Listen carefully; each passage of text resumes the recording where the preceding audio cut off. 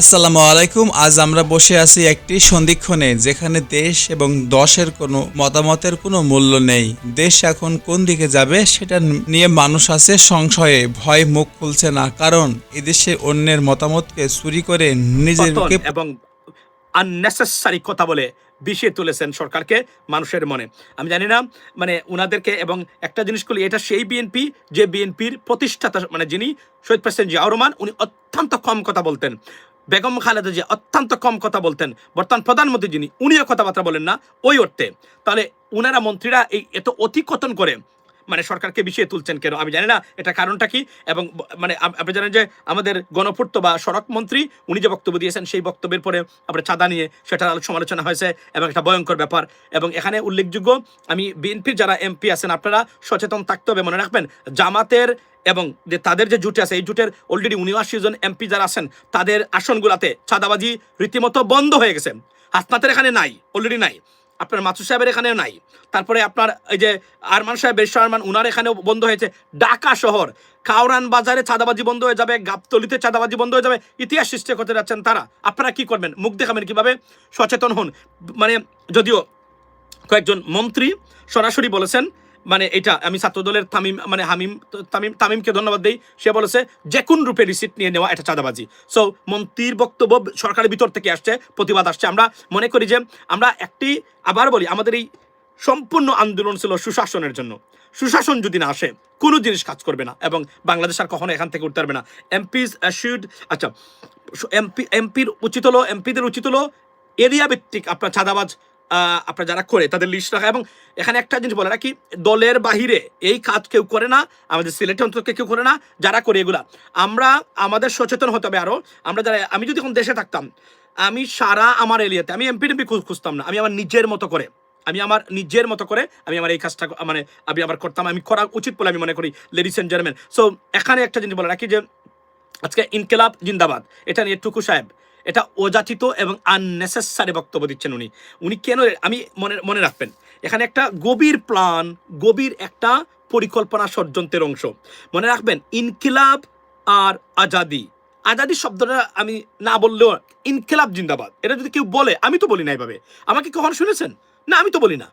কিন্তু কেউ যদি বলে ইনকিলাব জিন্দাবাদ, নাথিং রং উইথ দ্যাট। এই ইনকিলাব জিন্দাবাদ এটা 1947 থেকে আসছে, ব্রিটিশ মানে খেদাবে, মানে যখন মানে আন্দোলন, যে এই কলোনিয়ালিজমের বিরুদ্ধে যখন আন্দোলন হয়, তখনও তারা এই কথাগুলো বলতো।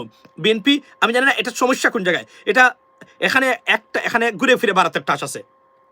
বিশ্বাস করেন, আমি রোজা মুখে নিয়ে বলছি ভাই, আমি জানি এটা একটা ইন্টারন্যাশনাল মেকানিজম এন্ড পলিসি। এই জিনিসগুলোকে চিরতরে বন্ধ করে দেওয়া।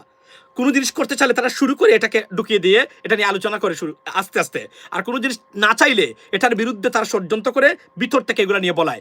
আমি মনে করি এটা যে কোনভাবে আসছে, মানে অফার বাংলা থেকে।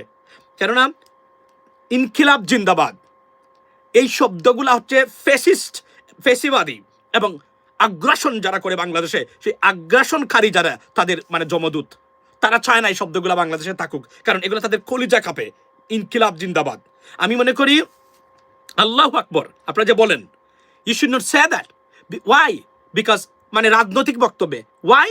আমি আপনাকে বলি, বাংলাদেশ জিন্দাবাদ বলবেন কেন? আমি এটাতে, অনেকে বলে কি, ও আল্লাহু আকবর, তারা ধর্মীয় স্লোগান দেয়, তারা কি শুধুই ধর্ম তারাই করে, আমরা কি ধর্ম করি না? I understand that.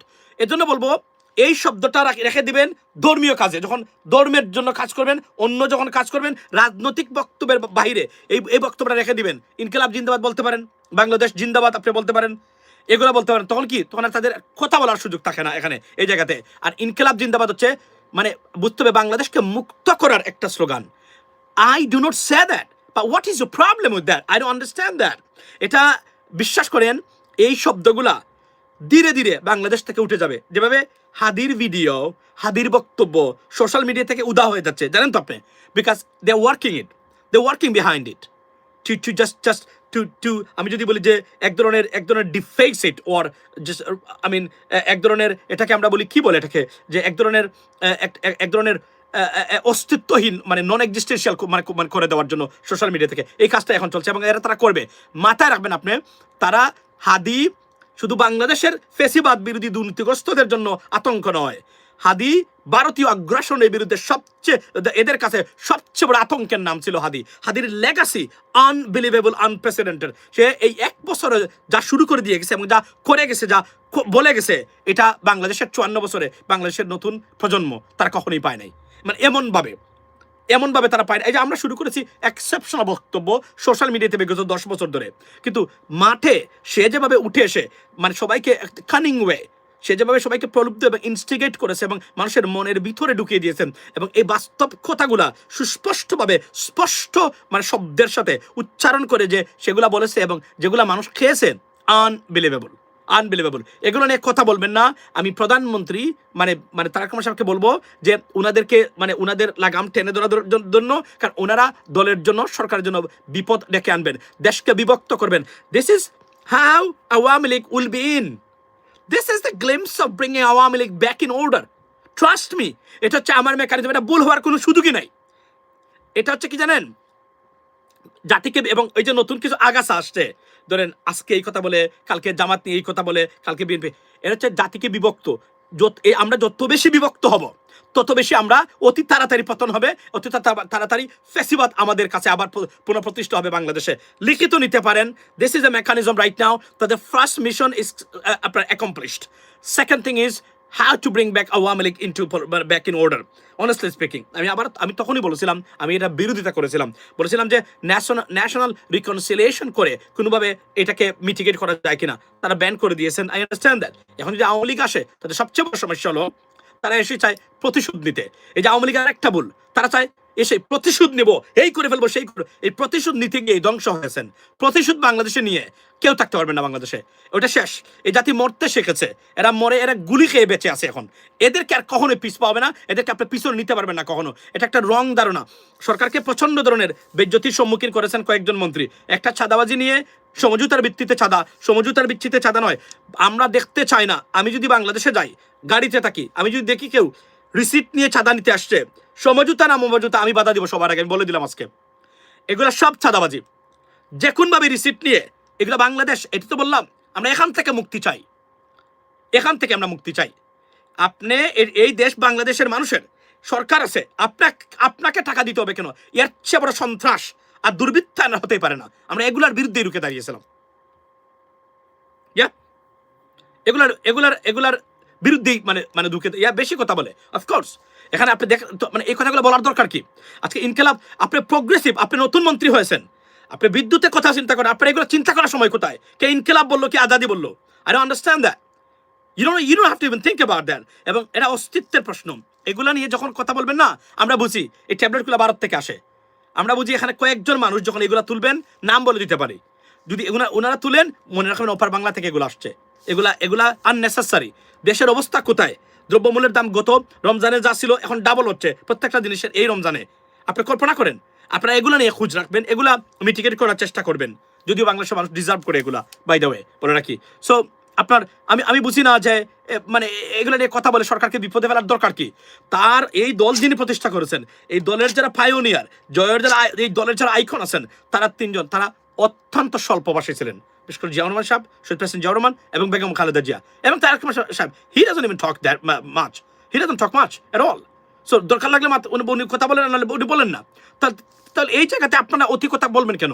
আর এখানে মনে রাখবেন, এই ইনকিলাব জিন্দাবাদ আজকের বেগম খালেদা জিয়াকে একটু আগে বলে আসছি, পৃথিবীর অন্যতম রাজনৈতিক ব্যক্তিত্ব, যিনি মারা যাওয়ার সময় এত সম্মান নিয়ে মরতে পেরেছেন, অন্যতম।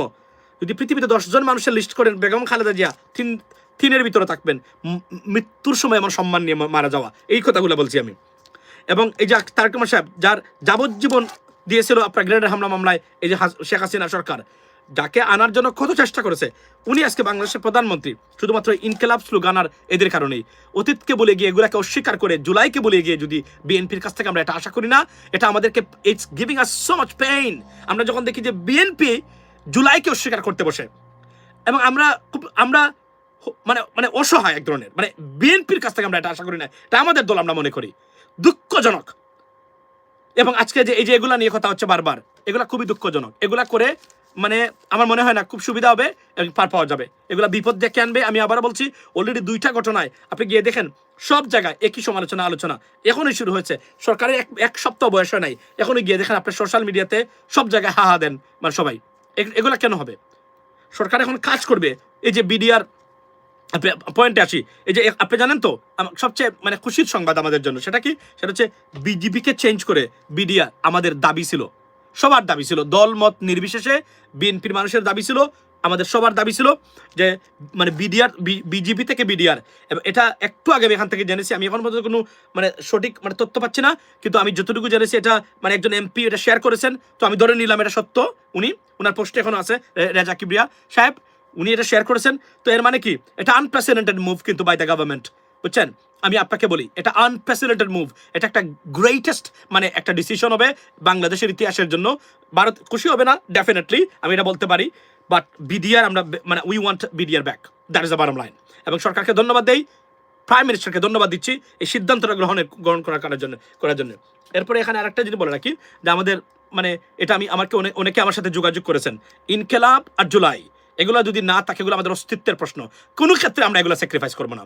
ইনকিলাব অফকোর্স জিন্দাবাদ, থাকতেই হবে এখানে। আপনি পছন্দ করেন না বলেন না, ইটস ওকে, বাট এটার বিরুদ্ধে আপনার যাওয়ার সময় কোথায়?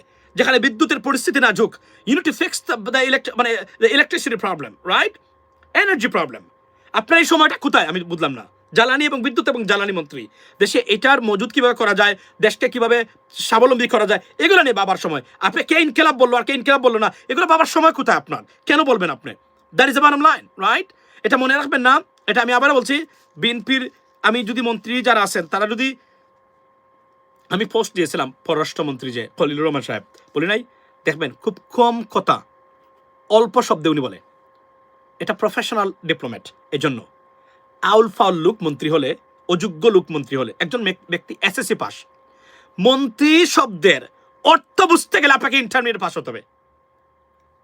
কি আশা করবেন এখান থেকে আপনি? You can't, I mean, expect anything better, to be honest, because it doesn't, I mean, এটা ওজন আছে, এটা ওজন নাই উনি পারবেন না বুঝতে। এই কথাটাই আমি বলতে চেয়েছি, ladies and gentleman. So by the way, so এখন কথা হলো কি, দে শুড, আমি বলেছিলাম মন্ত্রী এমপিদের ট্রেনিং করান আপনারা, that are very good career diplomatic. ধরেন আপনার এই যে জুলফিকার আহমেদ চৌধুরী আমাদের জাতিসংঘের স্থায়ী রাষ্ট্রদূত ছিলেন। জুলফিকার ভাইকে বললে উনি ট্রেনিং করার ব্যবস্থা করতে পারেন। উনি একজন ক্যারিয়ার ডিপ্লোম্যাট, পাকিস্তান থেকে শুরু করেছিলেন আপনার উনি। তো উনার মতো একজন ব্যক্তি, উনি একজন উপদেষ্টা ছিলেন আপনার যারা সরকারের। তো উনাকে যদি তারা বলে উনি কিভাবে কথা বলতে হয়, কোন কোন জিনিস জানতো, এটা ট্রেনিং করে না, যে আমেরিকাতে করায়, ব্রিটেনে করায়। তারা যখন কোনো অ্যাম্বাসাডার নিয়োগ করে ওই বিষয়ের উপরে, ওই দেশের উপরে, ওই বিষয়ের উপরে লং কোর্স করায় তারা, মানে 2 থেকে 3 সপ্তাহ ইন্টার্নশিপ কোর্স করায়, এগুলো পড়ায়, টেস্ট নেয় তারা, কারণ এগুলো জানতে হবে। তা আমাদের দেশে তো এগুলো নাই। আপনি এসেই মন্ত্রী, এসএসসি পাস, আপনি কিভাবে মন্ত্রিত্ব দায়িত্ব পালন করবেন? You are an executive. একটা ব্যাংক 12,000 কোটি টাকা ধরেন একটা মন্ত্রণালয়ের আছে, এটা খরচ করে তারা, মানে একটা ব্যাংকের মানে মূলধন তো তা না। একজন ব্যাংকের সিইও হতে গেলে ডাবল MBA লাগে in finance too and management. এই এসএসসি পাস ব্যক্তি 5টা ব্যাংকের সমান মূলধন মানে কি করবে, মেনটেন করবে বা এক্সিকিউট করবে? এসএসসি পাস হলে কি এটা সম্ভব? এটা বাংলাদেশ থেকে আমরা এটা পরিবর্তন চেয়েছিলাম বলে আমাদের এই সংগ্রাম। আমাদের সংগ্রাম কোনো দলের বিরুদ্ধে নয়, কোনো দলের পক্ষে আছে, অনেক দলের বিরুদ্ধে না। আমরা সুশাসন চাই, আমরা সুশাসন নিশ্চিত মানে করতে চেয়েছিলাম বাংলাদেশে। অনেকের এটা মানে পছন্দ হয় নাই, তারা আমাদেরকে ভুল বুঝেছেন। That is the bottom line, ladies and gentleman. So apart from that, ইনকিলাব এইগুলার থেকে বিরত থাকবেন। এবং আবার বলি, জুলাইকে অশ্রদ্ধা করবেন না। জুলাইয়ের কারণে আজকের এই সরকার, জুলাই না থাকলে আর না হলে এই সেই নেতারা যারা আত্মগোপনে ভারতে গিয়ে বসে থাকতো, যারা আওয়ামী লীগের নেতার মানে প্যান্টের পিছনে ঢুকে পড়তো, পেটিকুটের নিচে নেত্রীর মানে ঘুমাইতো, তারা এরা কোনোদিন পরিবর্তন আনতে পারতো না। আজকে তারা মন্ত্রী হয়েছে, যাদের কারণে মন্ত্রী হয়েছেন তাদেরকে নিয়ে অবজ্ঞা করেন, এর চেয়ে বড় অকৃতজ্ঞতা আর হতেই পারে না। আমরা শকড বিএনপি থেকে এই জিনিসগুলো দেখে, বিএনপি কয়েকজন মন্ত্রীর কাছ থেকে খুবই শকড। জুলাই নিয়ে আমরা সরকারের সদিচ্ছা এবং সুন্দর সিদ্ধান্ত চাই। আমরা জুলাইকে শ্রদ্ধা করতে হবে, কারণ জুলাই আপনাদেরকে নিয়ে এসেছে। আর যারা মৃত্যুদণ্ড, বাবর সাহেব বলেছেন আমি মৃত্যুদণ্ডের আসামি ছিলাম, এখন আমি এমপি, আর কি চাই আমার জীবনে?